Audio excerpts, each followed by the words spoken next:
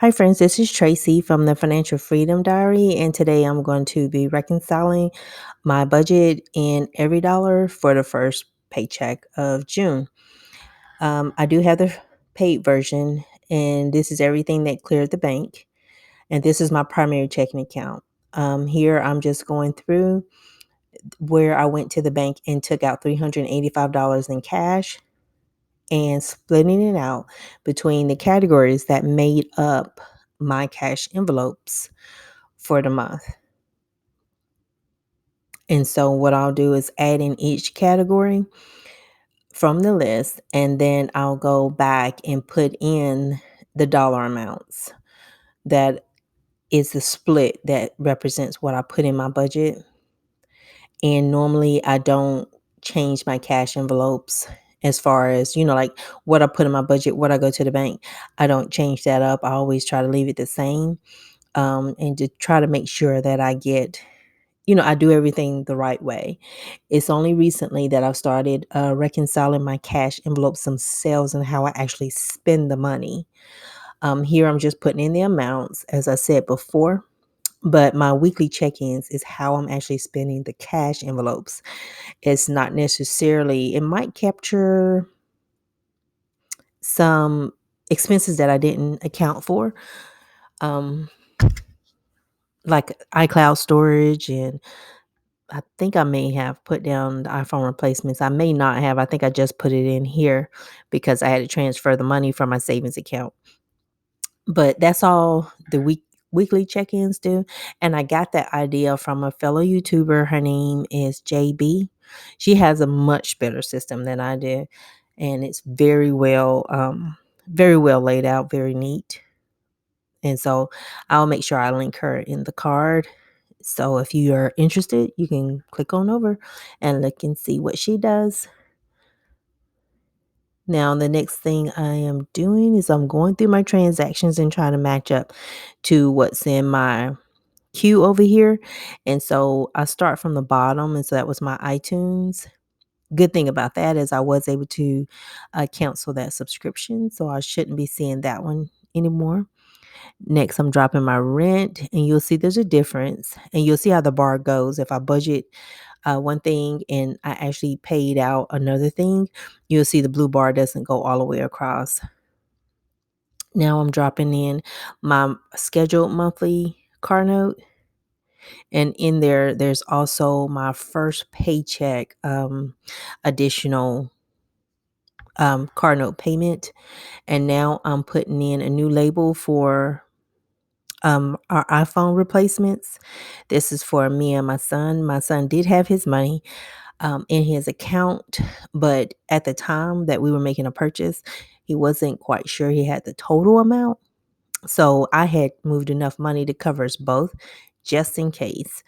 And he ended up buying my cell phone case for me. And then you'll see at the end of the video, I go back into this one and I can put a note in here and say, that he did agree to pay me back $200 a week, but he actually paid me all of it in full. And I think it was like 620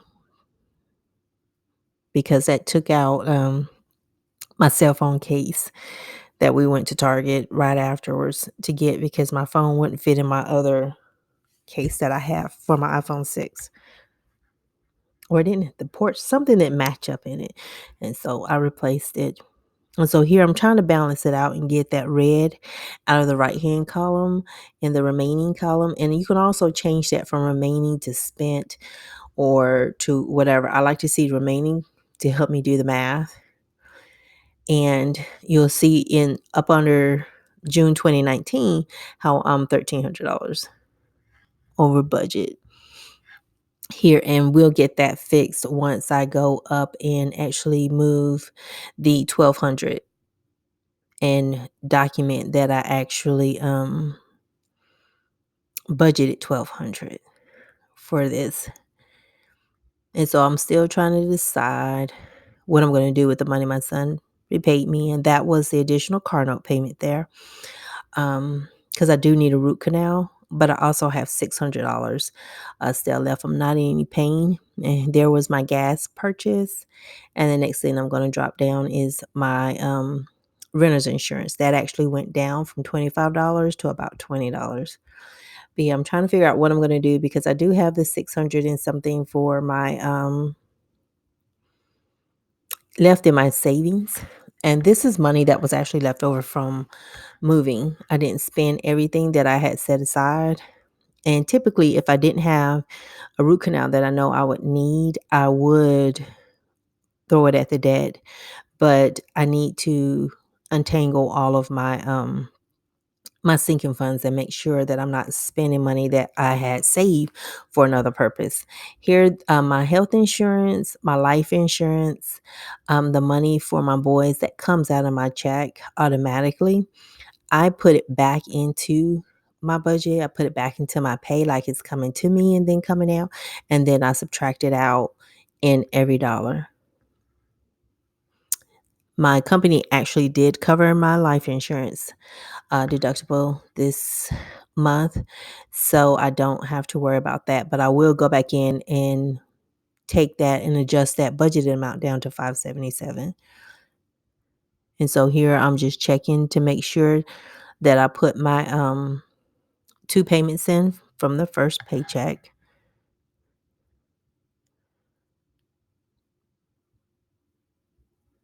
And I moved to this web app versus the one that I installed on my computer. That one kept throwing me all the way to the top and it was annoying. So here I put in 788 because that's what I actually paid on my rent. July is going to be the last month that I get a discount and it's only going to be $100, but I'll take it. Um, that's going to be applied to my account. And so all I have to do is take that 100 and add it to my debt snowball. And so here I'm putting in my gym payments. And I thought about canceling my gym membership, but then I went to the gym. And so I'm like, maybe I'll make this a habit. Maybe. Who knows? I need to just, if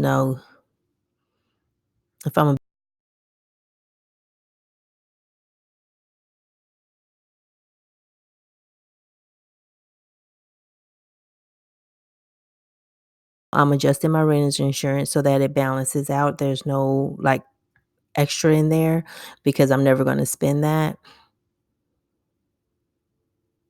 And the life insurance, I was debating whether I was going to adjust that down, but I don't think I did it on camera when I was filming, but I did end up going back in and adjusted it down because I think that's better. I like to budget for it, but just in case the company doesn't cover it, I want to be ready. Here's where I adjusted the transfer from savings. And I'm representing the $1,200 there, and you'll see I have $99 left to budget. And I don't spend it down until like the end of the month. I want to make sure that the last amount I have in my account is my cushion. And so I want to leave my cushion in or anything else I'm saving. So I know my cushion needs to be there. I know the beginning savings that I'm doing for my PMP needs to be in there. And anything outside of that, I'm going to throw at my debt. So I'm hoping that instead of making 4 payments this month, I can do like I did in May and make a 5th one.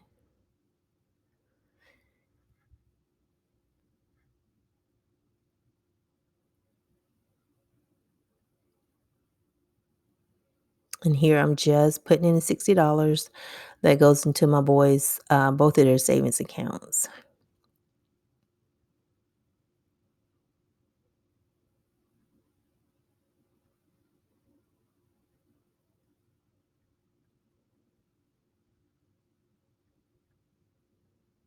And here is where I'm going to add the note that my son is going to pay me back.